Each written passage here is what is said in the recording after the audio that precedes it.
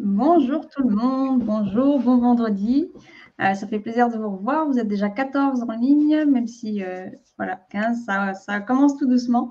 Ça fait plaisir de vous revoir cette semaine pour un nouveau sujet très très différent pour le coup, et un sujet qui est quand même assez, je dirais, commun en fait, peu importe votre secteur d'activité, est de plus en plus commun parce qu'on voit qu'il y a aussi beaucoup de personnes qui le font à titre personnel, que ce soit pour, on va dire, mettre en avant un petit peu leur marque personnelle ou leur marque si vraiment ils lancent une petite boîte ou des services en tant que freelance entrepreneur. Donc, je pense que ça va intéresser beaucoup de monde, que ce soit vraiment en perso ou en entreprise. Du coup, aujourd'hui, on va voir comment gérer sa création de contenu grâce à Lou, du coup, qui est avec nous aujourd'hui. Lou, merci d'être là. Ça fait Avec plaisir. plaisir. Bonjour à tous. C'est super. Du coup, Lou, avant qu'on aille dans le vif du sujet, est-ce que tu peux juste te présenter rapidement? Bien sûr. Alors moi, je suis étudiante à l'École supérieure du digital de Paris en master création digitale et je suis en alternance actuellement au ministère des Armées en tant que designer UX et freelance à côté pour de la gestion de projet, du graphisme, etc. Du coup, voilà, je suis un peu multicasquette, ce qui nécessite beaucoup d'organisation et du coup, j'ai commencé à utiliser Notion il y a 1 an et demi. Et voilà, ça me permet vraiment beaucoup de centraliser et connecter ensemble, on va dire, toutes mes activités dans ma vie. Oui, Donc, ça voilà. fait quand même pas mal. Ouais, c'est clair. Ça fait pas mal. Et du coup, la création de contenu, tu l'effectues plutôt à côté, j'imagine. Je l'effectue, ouais, voilà, pour moi, à la fois Ouais. pour mon personal branding, comme tu disais. Et je me suis aussi basée sur de l'expérience que j'ai eue en community management pendant des stages que j'ai fait quand j'étais dans mes premières années d'études en pub. Et voilà, du coup, j'ai essayé de réfléchir à comment faire de la création de contenu en tant que personne individuelle, mais aussi en tant qu'entreprise. Comment faire pour gérer ça dans ces deux cas de figure. C'est pas toujours évident. Non. Rester régularité, c'est vrai que c'est pas toujours évident. Bah, du coup, super, j'ai vraiment hâte de voir comment toi tu t'organises. Et bah, du coup, je ne sais pas si vous avez des questions spécifiques dans le chat avant qu'on commence. Comme d'habitude, je ne sais pas si vous êtes des habitués des événements ou pas. Vous avez en dessous, du coup, de nos petites têtes, normalement la section Ask a Question. Si vous avez des questions spécifiques, on va dire un petit peu plus poussées, posez-les plutôt là-dedans. Dans le chat, ça va être plutôt des questions auxquelles je peux répondre pendant que Lou nous fera la présentation. Mais comme d'habitude, à la fin, on va garder un petit temps pour les questions-réponses. Donc voilà, mais n'hésitez pas, on est là pour y répondre et pour vous aider. Donc, Ok. j'ai l'impression que c'est bon. Je pense qu'on Je peut vais commencer. partager mon écran.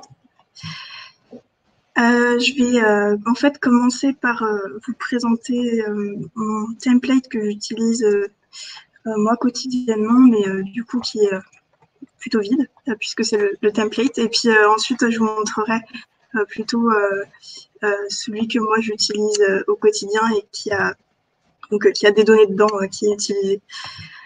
Ça roule. Est-ce que tout le monde voit ce que Je le je vois de mon partage? côté, donc C'est bon, j'imagine que ok, top. Super. Ok, alors, ça se présente en une page, en l'occurrence sur mon template. Je vous fais un petit tour global, ensuite on pourra passer aux catégories en particulier. En haut, j'ai mis une sorte de barre de navigation avec quelques toggles qui permettent d'avoir quelques petites fonctionnalités, un peu de tracking, des objectifs, des abonnés, etc. Quand on scrolle un petit peu plus bas, on a une liste de médias. J'ai mis les principaux. Je pense que c'est ceux qui sont les plus utilisés dans le community management en général. J'ai mis du coup tous ces réseaux plutôt globaux. À côté, on a le calendrier, office de calendrier éditorial, dans lequel les différents contenus s'affichent. Quand on scrolle un petit peu, on arrive sur le contenu sous forme de tableau. Ensuite, on a une vue galerie et enfin une liste de tâches qui va être liée en fait à chaque réseau, mais aussi à chaque contenu spécifique. Par exemple, je vous montrerai un petit peu plus en détail, mais si on a une tâche qui est vraiment spécifique à un contenu, on va pouvoir avoir une liste de tâches globale qui va se présenter ici, et une liste de tâches qui va être dans chaque page de contenu. Donc par exemple, si on va sur ce contenu-là, le Let's Play Minecraft que j'ai mis en exemple, donc on va avoir une date de publication, donc c'est celle qui va s'afficher dans le calendrier. On va avoir le réseau social. Je vais vous montrer ensuite dans chaque réseau social comment ça se présente. En fait, grâce à des bases de données qui sont liées, ça permet d'avoir tous les contenus YouTube, par exemple, dans un même, dans la page YouTube, et donc d'organiser les contenus par réseau social. Ça dépend vraiment de la façon dont on voit son organisation et sa planification. Donc voilà, ça dépend vraiment de chacun. On a le thème, la personne en charge, le statut. Donc moi j'ai mis 4 étapes assez globales, mais évidemment ça dépend de chacun. Moi j'ai mis l'idée, enfin si c'est encore une idée, si c'est en production, si c'est prêt ou si c'est publié. Ensuite un petit peu pour quand c'est prêt, on va dire le lien et le fichier s'il y a des assets. Et pour les projets,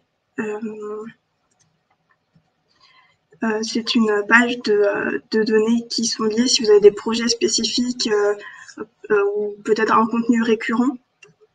Ça peut arriver qu'on fasse, je sais pas, un post par semaine de voilà, c'est Minecraft, les bases de Minecraft. Voilà. Et du coup, les tâches qui vont être liées. Dans chaque page de contenu, en fait, il y a des templates que j'ai mis. Je vous montre juste rapidement comment on met en place le template. En fait, quand on va cliquer sur Nouveau pour faire un nouveau contenu, il y a des templates pré-remplis, des modèles pré-remplis pour chaque réseau. Ou alors sinon, on peut juste cliquer sur Nouveau, scroller un petit peu et voilà, il y a les templates qui s'affichent ici. En l'occurrence, du coup, j'avais pris le template YouTube qui va pré-remplir ma page pour que je mette en fait toutes mes informations sur ce dont j'ai besoin pour la vidéo. Là, actuellement, ma souris fait des choses bizarres. Là, actuellement, il y a un call-out, un encadré, je crois qu'on l'a traduit en français.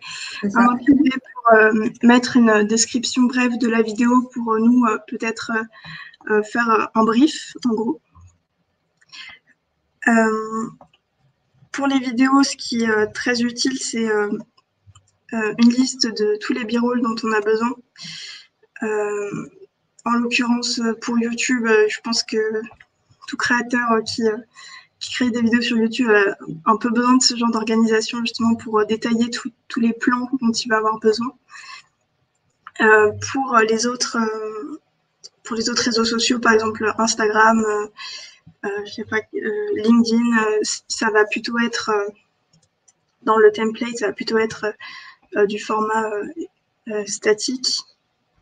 Je vous montre ça aussi. Si ma souris veut bien cliquer. Okay. Là, ça va plus être donc quelle est la caption, quels sont les assets.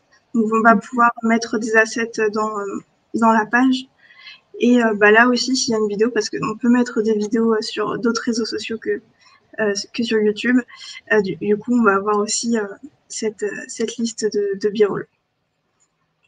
Ensuite, sur le côté, peu importe le format, il y a tout ce qui est la métadescription, donc avec les mots-clés qu'on va mettre, la description, en l'occurrence pour YouTube, on met une description sous la vidéo, et des recherches, ce qui permet, je vous montrerai quand je vous montrerai le mien.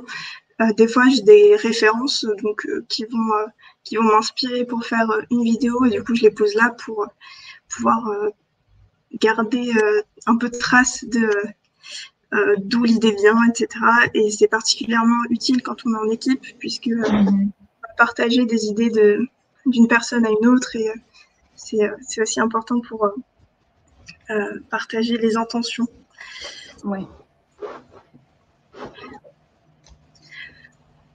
Donc quand on va dans chaque média qui est sur le côté, donc on peut reprendre YouTube par exemple, puisqu'on était parti sur l'exemple du Let's Play Minecraft. Dans chaque réseau, on va avoir les vidéos qui sont liées à ce réseau, avec une liste sous forme de tableau juste en dessous. Donc avec pareil toutes les propriétés que je vous ai énoncées avant, et les tâches qu'on va avoir qui seront liées uniquement à YouTube. Quand on ajoute une tâche dans cette vue, elle va apparaître en fait dans celle qui est sur la page principale. Par exemple, pour la vidéo Minecraft sur les basiques, on peut dire construire, je sais pas, une ruche sur le serveur, pour pouvoir montrer ensuite la ruche. On va mettre une date, en l'occurrence, je mets aujourd'hui. Quelle est la priorité? Si c'est plutôt urgent, pas urgent du tout. Ou, voilà, comme ça permet aussi de prioriser les tâches. Du coup, j'ai ma tâche liée à YouTube que je peux retrouver.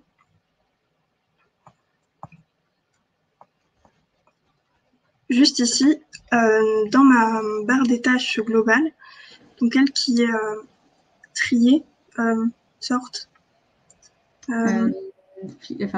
Oui, triée, sortez. Trier par barre priorité. Après, il faut aussi les trier par date. Vous pouvez les trier par réseaux sociaux.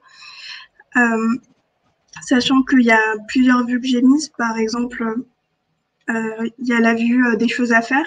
Il y a la vue des tâches d'aujourd'hui, qui en l'occurrence est vide actuellement. Et il y a la vue des tâches complétées.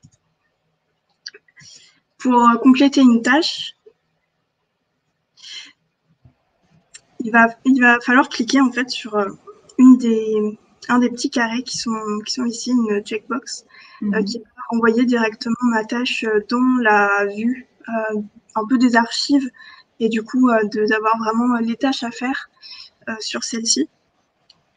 Ça, je l'ai fait grâce à un filtre tout simplement, où si la tâche est unchecked, elle n'est pas cochée sur cette vue, on peut la voir. Par contre, si elle est cochée, elle part.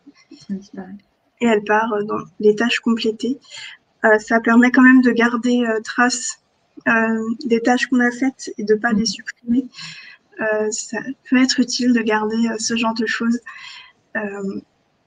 Donc voilà, c'est plutôt pratique de lier les contenus à la liste des tâches et aux réseaux sociaux, parce que du coup, on a une vraie automatisation de son processus de travail, sachant que ça, on peut aussi moi, je conseille de l'utiliser avec des outils de publication automatique des posts sur les réseaux sociaux. Moi, j'utilisais Buffer à l'époque où je faisais ça, mais je crois qu'il y en a beaucoup d'autres sur Internet maintenant. Effectivement, beaucoup en fonction du réseau. Ouais. Voilà. Et des fois, les buffers, il me semble qu'on peut quand même utiliser beaucoup de réseaux à la fois. Je ne sais plus exactement lesquels, mais ouais, je vais vous mettre le lien en description. En tout cas, je conseille plutôt d'utiliser les deux en complémentarité. Notion pour s'organiser et pour la phase d'idéation, pour travailler en équipe, etc. Et puis oui, un outil en plus pour permettre d'automatiser le truc. Après, je sais pas si tu sais, Camille, s'il y en a qui sont linkables à Notion. Il y en a beaucoup, à vrai dire. Enfin, comment dire, il y en a à travers Zapier. Ouais. Et après, il y a beaucoup de liaisons qu'on peut faire en fait directement grâce aux intégrateurs, donc comme Zapier, Zapier, je sais jamais comment on le dit en français au final, Zapier, peu importe. C'est ça, je dis Zapier. Ouais.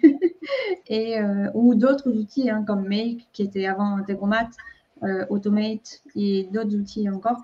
Il y en a plein qui nous permettent en fait de faire directement la liaison entre Notion et le réseau social en question. Donc, par exemple, Notion Twitter, ça j'ai déjà fait. Je crois qu'on l'avait montré d'ailleurs dans une de nos anciennes vidéos. J'essaie de vous retrouver ça, mais c'est possible effectivement de faire des liaisons directes avec Notion. Ok, bah ça c'est très cool parce que du coup ça permet vraiment d'automatiser encore plus tout l'écosystème. Donc ouais. C'est bon à savoir. C'est un peu plus, disons que c'est un petit peu plus poussé quand même. Donc ouais. Voilà, l'étape numéro 1, c'est déjà bien d'utiliser un outil spécifique. Oui. Et puis, si vous voulez mettre les mains dans l'automatisation, pourquoi pas. Mais c'est vrai que l'automatisation, ça prend quand même du temps à mettre en place. Ouais. Et c'est parfois un peu complexe même à comprendre comment ça fonctionne. Ouais, c'est vrai. Donc oui, ça dépend un petit peu de vos connaissances et de vos niveaux d'expertise sur le truc. Exactement. Je te laisse continuer, pardon. Du coup, sur la petite barre qui est en haut, il y a un petit peu les infos importantes. Ça va être d'ajouter les liens directs vers les réseaux, vers vos profils. Ça peut être utile pour y accéder rapidement, pour checker, faire votre reporting, faire votre tracking des performances, etc. Ça permet d'avoir des accès rapides. Un peu dans le même esprit que à l'intérieur des contenus, quelles sont vos inspirations? Peut-être que pour plus globalement définir votre contenu et votre ligne éditoriale, ça peut être sympa de lister des créateurs ou des exemples de vidéos qui ou pas forcément de vidéos, juste de contenu en général, qui vous inspirent et qui sur lesquels vous souhaiteriez peut-être aligner votre ton et votre contenu. Ensuite, ça c'est un truc un peu interactif qui va être une sorte de tracker des abonnements et des abonnés. Alors, ça ne me l'a pas filtré pour Instagram alors que je l'avais fait. J'ai oublié de sauvegarder. Excusez-moi, je fais ça en direct. Hop.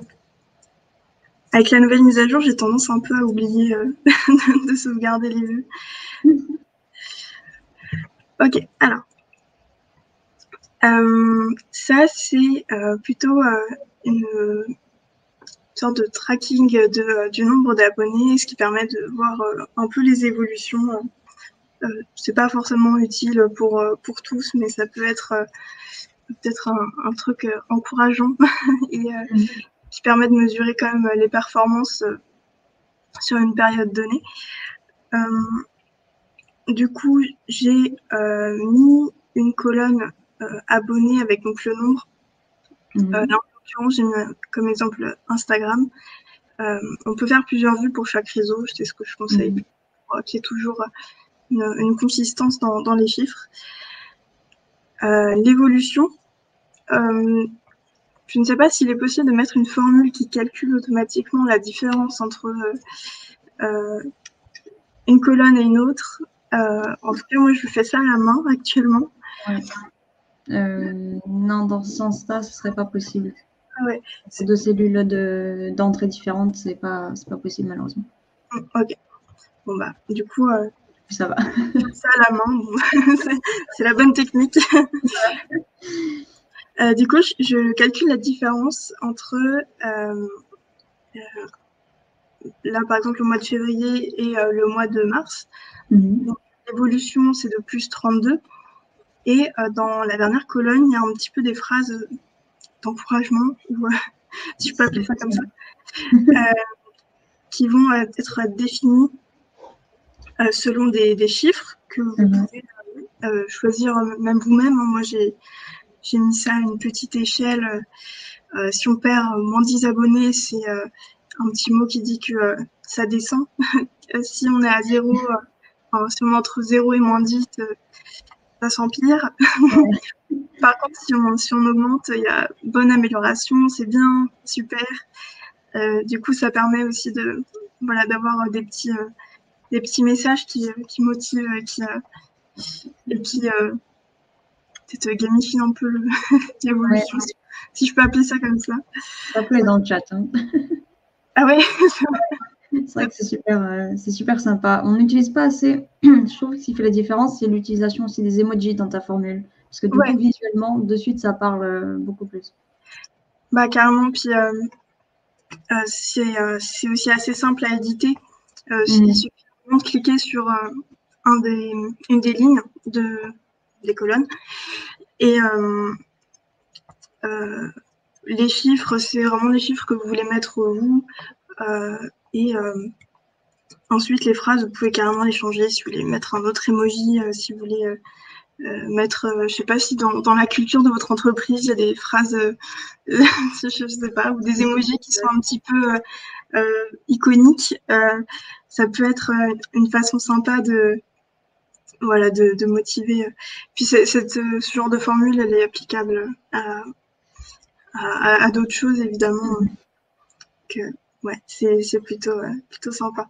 C'est pas mal, ouais. Ensuite, dans les objectifs, c'est des objectifs que vous pouvez vous fixer vous-même.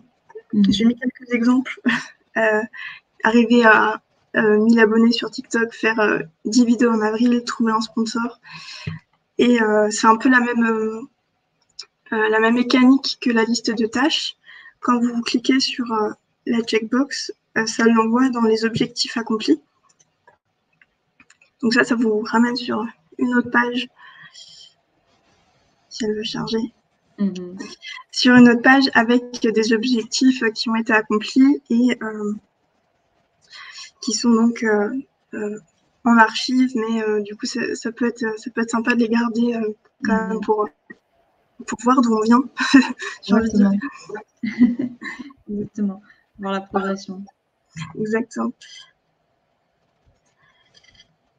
Donc voilà pour le gros tour un petit peu du template. Je sais pas s'il y a déjà des questions spécifiques ou des choses que vous voulez voir plus en détail.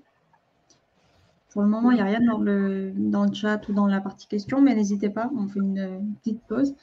C'est assez bien parce que du coup, en attendant que vous preniez le temps de poser vos questions si vous en avez, j'aime bien le fait que tout soit sur un seul dashboard, que tout soit visible assez rapidement. C'est vrai que c'est quand même assez pratique et assez similaire des choses que je fais de mon côté. Enfin, j'ai testé plein de manières de gérer ça aussi en fonction de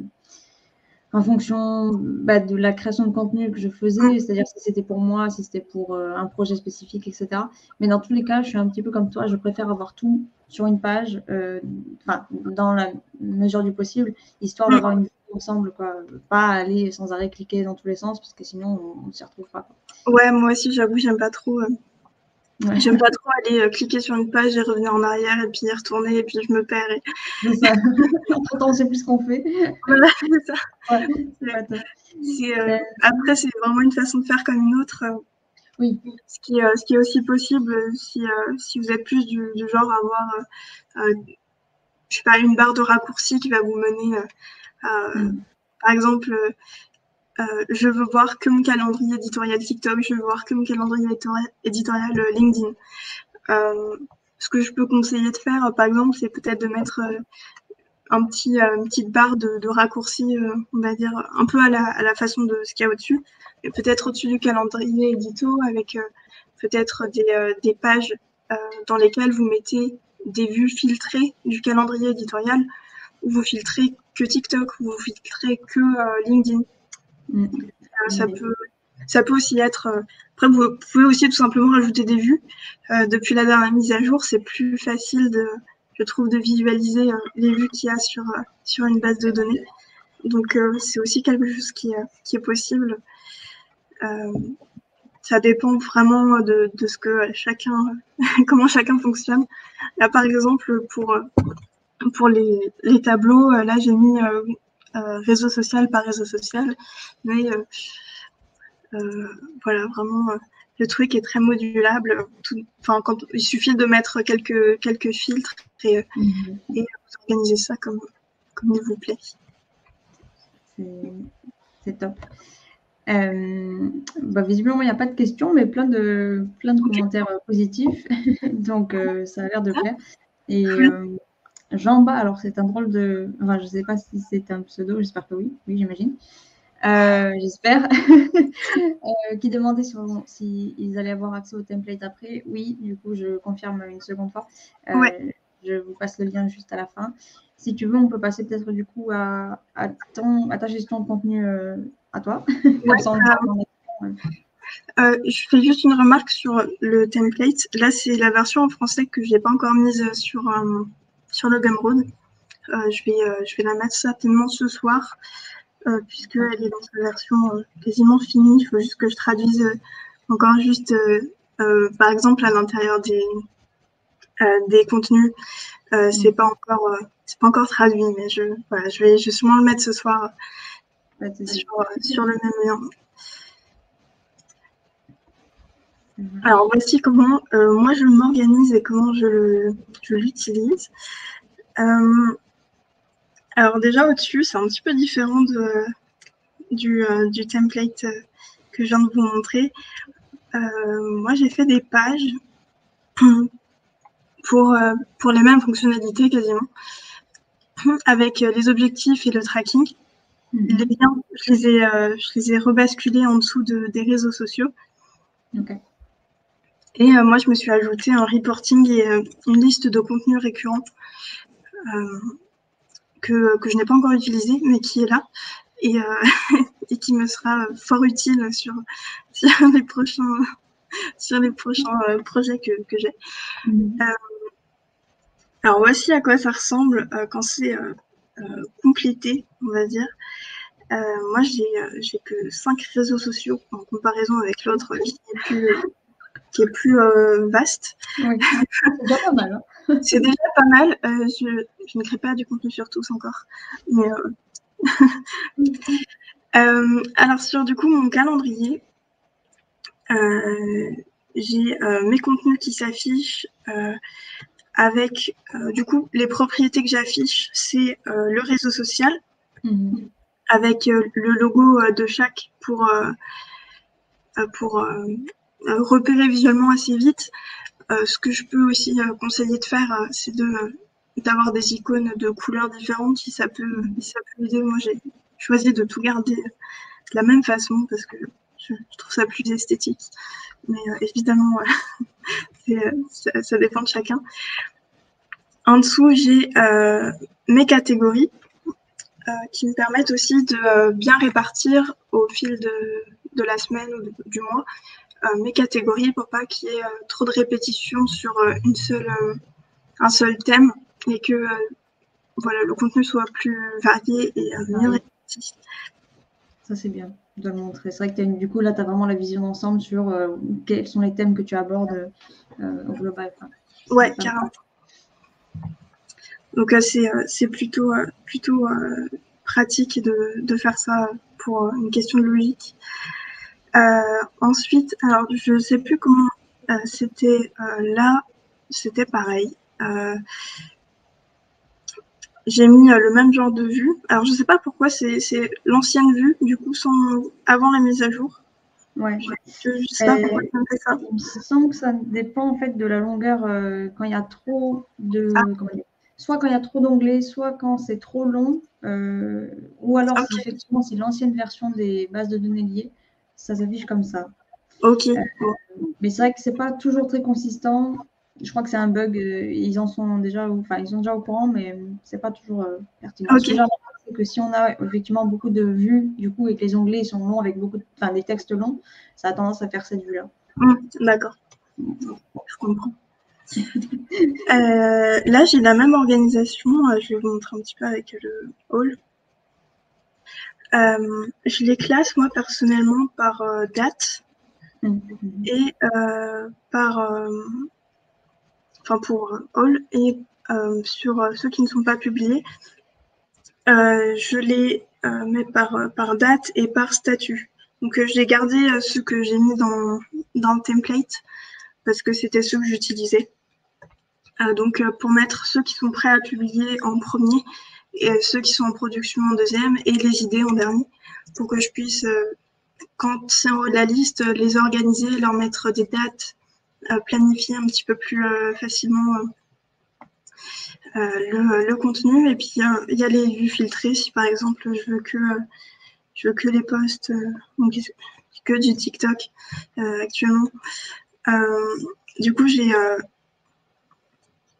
vraiment ma liste avec tous ceux qui ont été publiés, ceux qui sont en production et ceux qui sont sous forme d'idées.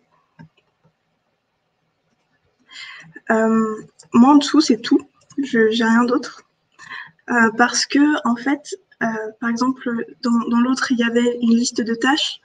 Moi, je l'ai lié directement à ma liste de tâches perso, qui est sur une autre page, et que voilà. Du coup, j'ai mes tâches qui sont dans ma base de données Alltask et qui apparaissent quand même ici.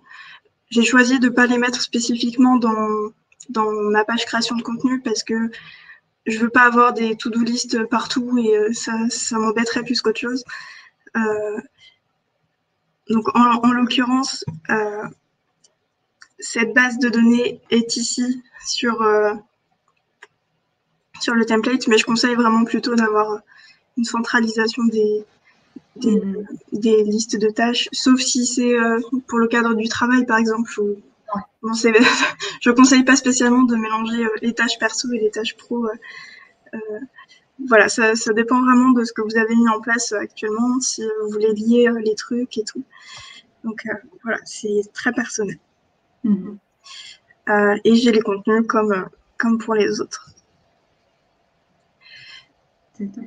Moi, ce que j'ai mis en plus, c'est une page de reporting qui me sert plutôt un peu de test pour voir ce qui performe bien. Je pense que c'est un peu fastidieux, ça prend du temps et c'est pas forcément super utile de l'avoir sous cette forme-là. Du coup, je l'avais pas mis dans le template. Mais je peux vous faire un petit tour. En fait, à la fin, j'ai une formule qui me permet de dire quand est-ce qu'il faut que je fasse mon reporting. Moi, je le fais à J+7. J'attends que 7 jours soient passés pour avoir des chiffres plutôt fidèles à ce qui va être au final. Du coup, je rentre ma date de publication dans mon tableau, comme je l'ai fait tout à l'heure. Et en fait, à l'intérieur de la page, j'ai une formule qui va mettre plus 7 jours à ma date de publication, donc qui va me donner le jour de reporting. Et j'en profite pour réorganiser ça. Et une autre formule qui va me dire combien de jours il reste avant de faire un reporting. Quand c'est pour demain, du coup, ça me dit report tomorrow, puisque c'est en anglais. Et les jours où il faut faire le reporting, j'ai une phrase spéciale et ensuite combien de jours passés depuis le reporting. Et voilà, du coup, ça permet de garder un petit peu trace de quand il faut le faire. Visiblement, je ne suis pas à jour. Ça va, il n'y en a que 2. Ça devrait aller. Donc voilà, moi, ça me permet d'avoir les performances d'un côté, de voir les thèmes et de voir, grâce aux icônes qui sont sur le côté, sur quel réseau social c'est. Et très bien. Si on veut voir spécifiquement sur un réseau social comment ça s'est passé, il y a toujours les vues filtrées qui permettent de vraiment voir spécifiquement ce qu'on cherche. Et voilà, je pense qu'on a fait le grand tour de tout. Cette formule, je pense qu'elle va peut-être plaire si tu. Enfin, je pense que ça pourrait être pas mal qu'on la poste sur le canal Formule après dans Discord. Ouais. Ouais, je pense que ça pourra servir. Je l'avais récup par Red Gregory, je crois. Oui. Effectivement. Très bonne source. Qui est une bonne ref pour tous. J'ai fortement dessus, notamment sur les formules. C'est une super base de ressources qu'elle met à disposition. Du coup, je vous ai mis le lien. Ouais, j'ai pas de cette formule spécifiquement, mais de tout ce qu'elle a fait sur les formules. C'est vrai que c'est une très bonne référence. Et en anglais, du coup. Donc, c'est un peu... En effet. Ben, super. Donc, n'hésitez pas s'il y a des questions. Pour l'instant, je n'ai pas l'impression qu'il y en ait. Mais moi, j'en ai pas spécifiquement parce que je trouve que c'est clair. C'est pas...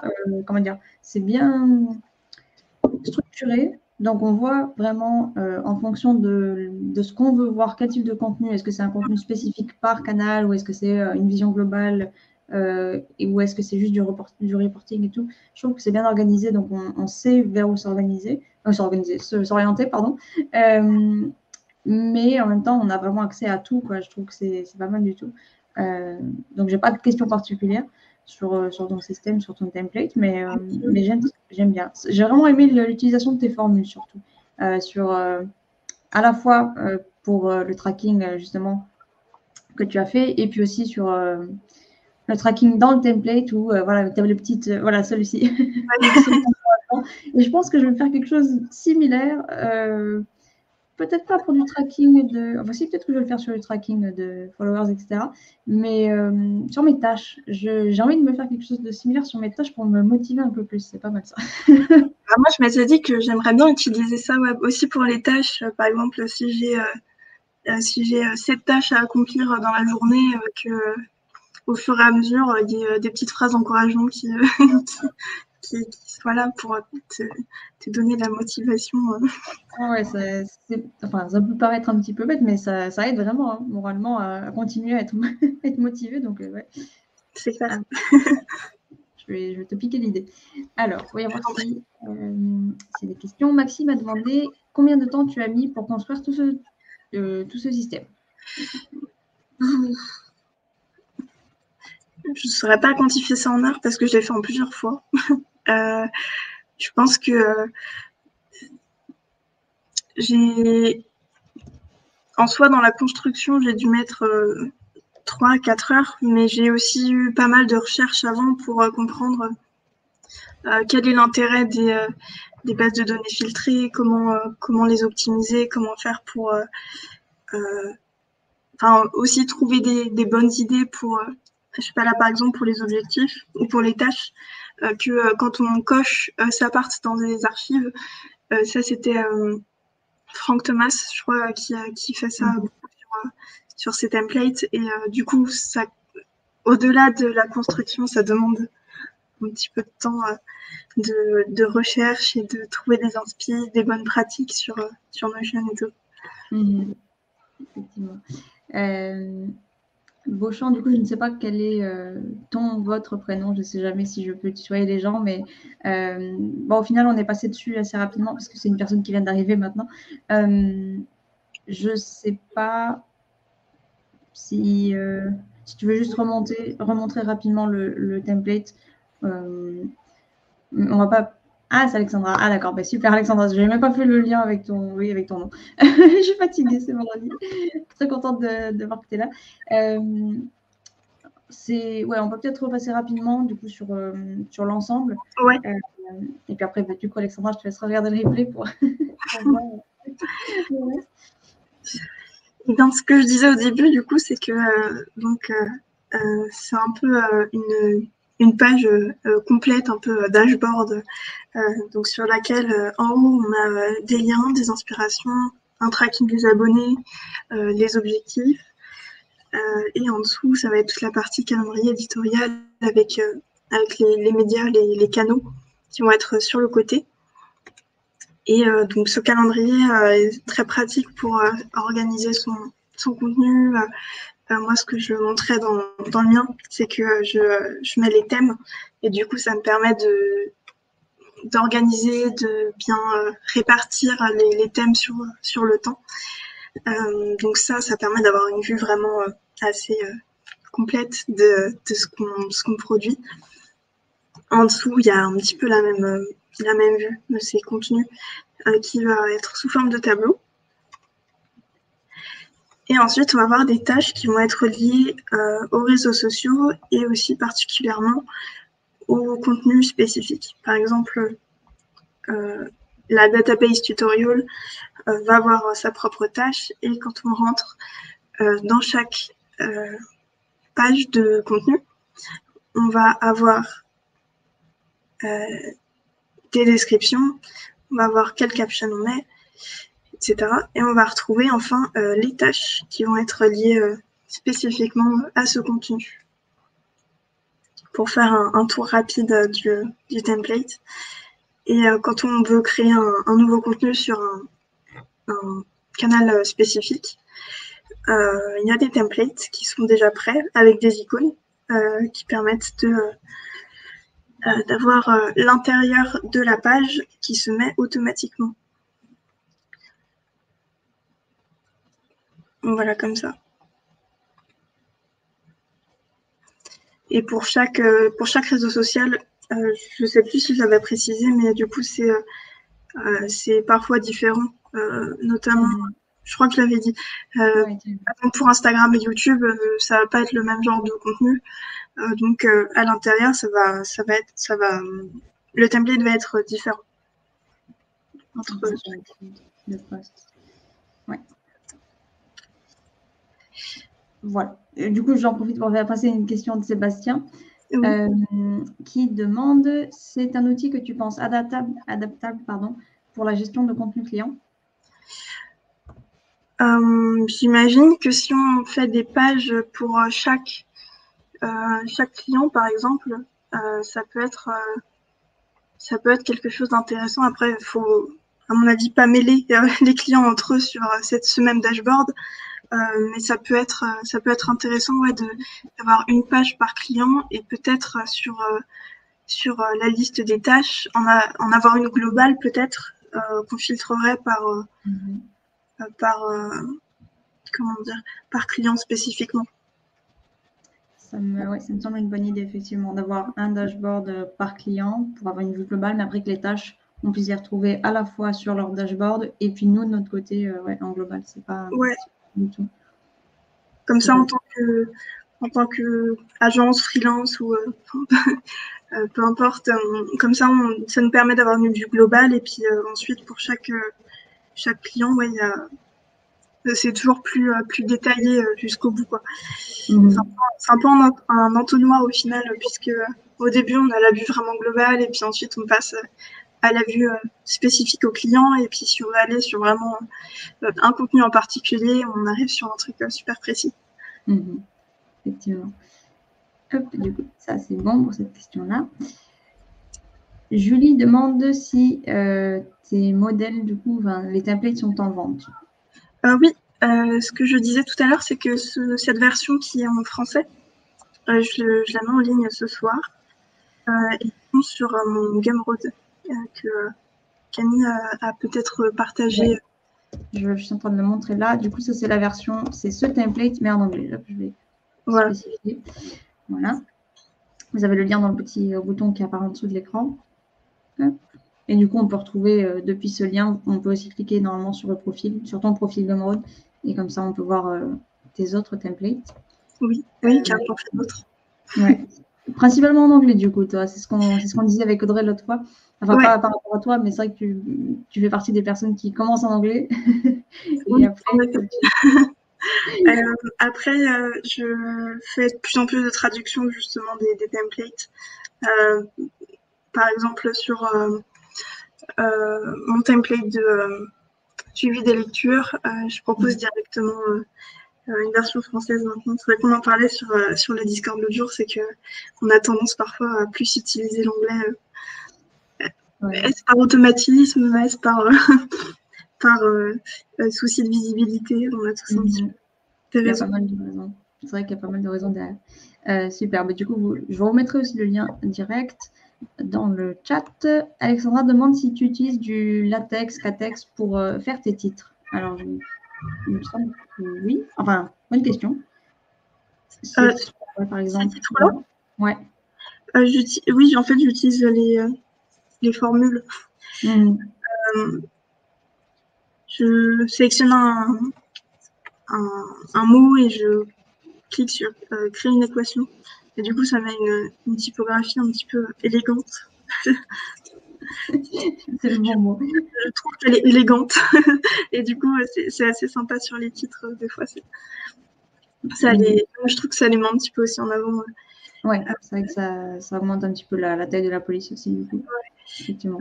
Et c'est possible d'appliquer ça sur... là, par exemple, c'est du texte, mais on peut mettre aussi sur des headings, des titres. Les titres, ouais. Ouais, il me semble qu'on peut le mettre à peu près partout à partir du moment où il y a du texte. Même sur les citations, etc., les blocs citations, je crois qu'on peut aussi attester. Je dis ça, voilà, je sais pas. Exactement. Mais normalement, on peut. Seul truc à savoir, c'est que si on met plusieurs mots dans une seule équation, ça colle tous les mots ensemble. Du coup, il faut... Oui. C'est un peu fastidieux, mais il faut créer équation par équation sur chaque mot pour avoir une phrase entière. Donc, c'est bien sur les titres, mais c'est pas forcément top sur le reste. Le code apparaît dans la barre latérale. Ah, dans le menu. J'avoue que j'ai jamais fait attention, effectivement. Si on en fait des pages, ouais. Dans le sens où si jamais on met... Si on utilise ça sur un titre de page, par exemple là, sur gestion de création de contenu, et qu'on appliquait du coup la formule, c'est vrai que dans notre menu de gauche, dans Notion, après ça apparaîtrait avec la formule un peu bizarre. Ah oui, ok. C'est pas le cas, mais ouais, c'est vrai que c'est pas génial. C'est vrai que dans les aperçus du coup de mes templates, souvent il y a des symboles en fait qui entourent mon titre. Du coup, c'est pas spécialement joli quand on regarde un peu sous un autre œil d'aperçu et de code, tout simplement. Effectivement. Et Virginie dit qu'on faut mettre des tildes. Effectivement, si c'est bien ça. Le symbole qu'on utilise pas mal en espagnol, qui fait l'espèce de petite vague, si tu le mets entre chaque mot, du coup, plutôt que de faire, tu sais, de sélectionner chaque mot pour en faire une équation, tu peux faire une phrase entière, mais il faut mettre ce symbole-là que je vais essayer de vous reproduire. Ok. Ça. Et normalement, ça donne un espace, du coup, entre les... Mais il faut le faire, du coup, entre chaque mot. Comme si, à la place de l'espace, vous mettez pas. Parce que là, si je mets un espace, tout est collé. Ouais. Bon, bah, merci. Je savais pas. Super. Avec plaisir. Est-ce qu'il y a d'autres questions? Je ne crois pas, pour le moment. Je vois qu'il y a quand même... Bon, il n'y a pas eu beaucoup de votes, mais du coup, sur le peu de votes qu'il y a eu, la plupart d'entre vous utilisez déjà Notion pour gérer la création de contenu. Moi, une question qui n'est pas du coup totalement sur la partie technique, on va dire de comment vous faites, mais enfin comment tu fais. Je me perds dans dans ma locution. Plutôt, comment est-ce que toi, tu t'y prends pour planifier ton contenu dans le sens vraiment stratégique, on va dire. Est-ce que tu vas regarder justement ton calendrier, là, celui qu'on voit principalement sur le dashboard, et que tu te dis, OK, une fois qu'il est vide, voilà, il est bien rempli, mais si tu allais faire le mois de mai, par exemple, comment est-ce que tu t'y prends? Est-ce que tu t'y prends à partir de là? Est-ce que tu t'y prends à partir de chaque réseau? Comment est-ce que tu réfléchis à ça? Alors moi, personnellement, vu que c'est du contenu que je pousse pour moi-même, je planifie pas spécialement beaucoup en avance. Ce que j'aime faire surtout avec cette page, c'est déposer mes idées. Vraiment, je pose toutes les idées que j'ai à n'importe quel moment de la journée. Et ça me permet de voilà, vider ma tête un petit peu dès que je vois des choses qui m'inspirent et tout. Après, en soi, à l'avance, je planifie vraiment rien spécialement. Ouais. Je me sers vraiment beaucoup de cette vue-là, en fait, au final, qui me permet de voir quelles sont les idées. Et je me décide sur un jour où j'en produis beaucoup, et puis du coup, elle passe en production, elle passe en mode prêt. Ouais. Et du coup, une fois qu'elles sont prêtes, c'est là que je me dis, ok, j'ai tel thème et tel thème qui sont prêts. Là, il y a de la place pour le 16, le 17, j'ai rien. Et puis, okay, je fais ça au fur et à mesure. Ce qui n'est pas une bonne pratique quand on fait ça en tant que métier. Oui. C'est mieux de prévoir à l'avance. Mais en tout cas, je pense, ce modèle permet de prévoir en avance et aussi de travailler comme moi un petit peu au dernier moment. Tout à fait. Et tu prépares quand même en avance dans le sens où tu fais au moins, enfin, c'est pas comme moi, qui va vraiment créer au moment où je me dis, tiens, j'ai une idée, je vais créer le contenu à ce moment-là. Quasiment zéro planification. À part pour la communauté, j'essaye de petit à petit être un petit peu moins spontanée et de planifier ça mieux, quoi. Mais c'est vrai que c'est pas une mauvaise technique, le fait de se dire, ok, ben aujourd'hui, je vais me mettre à préparer au moins du contenu, au moins il est là, et puis après je peux planifier, me dire ok, ben, je vais le positionner tel jour, c'est déjà pas mal. Parce que sinon, si on fait comme moi, et visiblement comme Alexandra, bah, c'est bien, c'est vrai que c'est très spontané, on peut avoir un élan d'inspiration, sauf que souvent on ne se rend pas compte et on n'est pas, c'est pas super en termes de récurrence et de, voilà, de planification tout simplement, quoi. Ouais, je comprends. Moi, ce que j'aime particulièrement, enfin, je me répète, hein, mais cette idée de poser mes idées un petit peu sur le papier. Ouais. En fait, dans n'importe quelle situation où je suis pas disponible pour le faire, me dire bon, je vais écrire mon idée, comme ça je la garde, et puis je peux mettre un petit lien vers une ref que j'ai eue, je la mets aussi, et comme ça au moment voulu, quand j'ai du temps pour le faire et que c'est le moment, bah, du coup j'ai toutes mes idées, puis je suis pas en panne d'inspiration, du coup. Ouais. J'ai tout ce qu'il me faut pour travailler, puis voilà. Ensuite j'ai ma phase de planification, mais bon, après chacun travaille comme il travaille. C'est vrai. C'est vrai, il n'y a pas de jugement de notre part, et c'est aussi l'avantage de Notion, quoi, de pouvoir faire comme on veut. Ouais, ce qui est vraiment pratique, c'est qu'on peut, enfin, même globalement en fait avec l'outil, hein, pas spécialement dans la création de contenu, c'est que on peut tout adapter à sa façon de travailler, et il n'y a pas de pression de ah mince, l'outil n'est pas fait pour moi parce que ça me met la pression parce que j'ai pas planifié mon truc. Effectivement, ça ne nous force pas à faire une étape avant l'autre, c'est vraiment, ça s'adapte à notre façon de travailler, comme tu dis. Je pense que c'est pour ça que ça plaît beaucoup. C'est pour enfin sortir de tous ces outils qui nous ont pendant longtemps forcés à respecter un cadre. Voilà. Et au final, ça nous bride beaucoup, quoi, dans notre façon de travailler, et c'est dommage. Du coup, Alexandra, il n'y a plus de questions, mais Alexandra a dit que c'était très inspirant. Maxime, pareil. Maxime a dit sacré travail. Merci à Lou et merci à moi, mais merci à toi, Maxime. Je me sens tous les merci.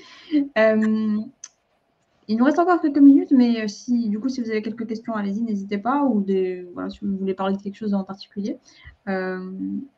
Mais ouais, c'est vrai que au final, on voit que c'est simple. Enfin, j'ai envie de dire, là, pour le coup, il y a un template qui est à votre disposition, donc c'est encore plus simple. Vous n'avez même pas besoin de le créer tout simplement, juste un copier, donc c'est super. Mais même si, comme nous, vous voulez créer votre propre système, en fait, bon, même si tu as du mal à nous dire combien de temps tu as mis, enfin, en l'espace de quelques heures, même si on le fait en plusieurs fois, on a quand même quelque chose d'assez solide qui va nous aider sur la durée, quoi. Donc, donc c'est génial si jamais vous voulez vous créer votre propre système ou alors utiliser le template de Lou et puis après l'adapter. N'hésitez pas à nous montrer ce que vous en faites ensuite. On est assez curieuse de voir ce que ça donne. Totalement. Je pense qu'un template, c'est utile pour avoir une base et tout. Et ensuite, ce qui est intéressant, c'est qu'on peut se l'approprier et puis si on a envie, changer des trucs et puis trouver sa façon de travailler à soi qui va coller au truc. Moi, c'est ce que je fais assez souvent quand j'ai des templates. Je ne les laisse jamais intacts. Ouais, ça mettre la main à la pâte. Effectivement. C'est vrai que moi, c'est pareil. En général, si je prends un template qui m'inspire pas mal, je finis toujours quand même par le modifier, dans tous les cas. Faut pas hésiter à adapter les choses quand on sait comment on travaille, à adapter un template ou même comme on pense ou comme on fonctionne en général. Adapter un template à soi-même, il n'y a pas de mal à faire ça. Exactement. Tu fais bien de le redire. Je vais reposter ton profil du coup Gumroad. On peut te retrouver sur Discord, hein, tu fais partie de la communauté, donc ça c'est top. Est-ce qu'il y a un autre endroit où on peut te suivre? Eh bien, je poste souvent mes templates et mes nouvelles créations sur Notion, sur LinkedIn ou sur Instagram. Je crois que je t'avais envoyé les liens, peut-être. Oui, en fait, ils sont dans la description, donc je ne sais même pas pourquoi je les cherche, puisqu'elles sont dans la description de cette. C'est dans la description, je poste mes nouveaux contenus dessus. Hop, je vous les remets quand même dans le chat, comme ça vous n'avez pas à faire le tri. Et merci, franchement, merci à toi d'avoir pris le temps de nous montrer ça, de nous faire le petit tour de tout ça. Avec grand plaisir. Et j'ai hâte de voir d'autres templates. Hein. D'ailleurs, je crois que je l'ai déjà mis dans la galerie communautaire, mais je vais vérifier. Ouais, justement, je cherchais. Ouais.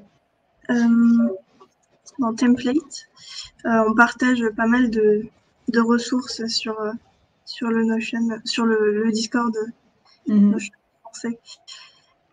J'essaie, enfin pas que moi d'ailleurs, Audrey et Amity, on essaie de le mettre à jour autant que possible. Mais si jamais vous venez de terminer un template, vous êtes super content ou contente et vous voulez nous le partager ici et qu'on l'a pas vu passer, envoyez-nous un petit message et on l'ajoutera avec grand plaisir. Et ça c'est le premier message. Deuxième message, on en a déjà parlé, mais vous pouvez aussi soumettre vos templates maintenant à la galerie officielle de Notion.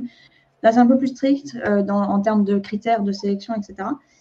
Mais c'est quand même cool parce que maintenant on a vraiment la galerie française, enfin vu qu'on a la version du site en français, etc. Maintenant on a également la galerie française et du coup c'est vraiment une super opportunité après pour vous de ressortir du lot, on va dire, puisqu'il y en a très peu pour le moment. Donc n'hésitez pas si c'est des templates un peu plus poussés quand même enfin poussés dans le sens il faut que ce soit quand même un template un minimum solide, ça ne peut pas être un truc qu'on aura fait assez rapidement. N'hésitez pas à les partager. On a mis le formulaire dans le canal annonce, je crois. Oui, je crois aussi. Ouais.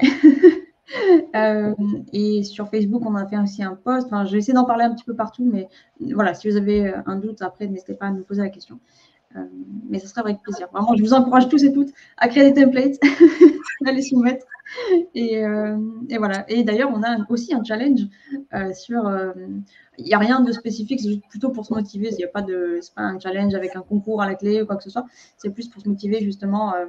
Parce que je sais qu'il y a des créateurs qui parfois sont un petit peu en panne d'idées ou qui. Enfin, j'ai été créatrice du coup aussi pendant un temps avant ça, même si je suis toujours plus ou moins créatrice. Et je sais que des fois, on a la flemme, des fois on n'est pas motivé, on a besoin d'avoir un petit peu de support extérieur. Et le fait de suivre des challenges, c'est quand même assez sympathique. Et du coup, là, on s'était dit, on commence avec le thème de l'éducation, que ce soit en tant qu'élève, apprenant ou en tant que formateur, professeur ou quoi que ce soit, pour se dire comment est-ce que, sur le thème de l'éducation, donc c'est quand même très très vaste, comment est-ce que je pourrais utiliser Notion. Et du coup, faire un petit template à partir de ça. Ça peut être un template actionnable, donc comme là, ton template à toi, où on l'utilise vraiment pour effectuer des choses, ou ça peut être un template plutôt informationnel. Oui. Voilà. Donc, c'est vague, mais n'hésitez pas. Et puis après, à la fin du mois, je me souviens même plus de la date que j'ai donnée. Mais bon, à la fin du mois, on va regarder ça et puis on les mettra en avant. Du coup. Voilà, voilà. Et on arrive du coup pile poil sur la fin. Merci. Je vais pas arrêter de papoter là sur la fin. Merci Lou, encore une fois, pour ton temps. Et merci beaucoup d'être là. Un vendredi soir, surtout. C'est pas toujours évident d'avoir beaucoup de monde le vendredi soir. Et du coup, je vous souhaite aussi joyeuse Pâques pour ceux qui le célèbrent. Et on se retrouve bientôt sur Discord et puis ailleurs. Lou, je te laisse le dernier mot de la fin. Eh bien, je te remercie déjà de m'avoir accueilli pour ce petit webinaire. C'était super cool de parler du template que j'ai fait et ce sera avec plaisir pour en faire d'autres si on trouve d'autres sujets sympas à aborder. Et puis, merci pour la participation et pour d'avoir été présent. C'était super cool. Super. À très bientôt tout le monde. Je vais arrêter le podcast. Ciao, ciao. Bon week-end. Salut.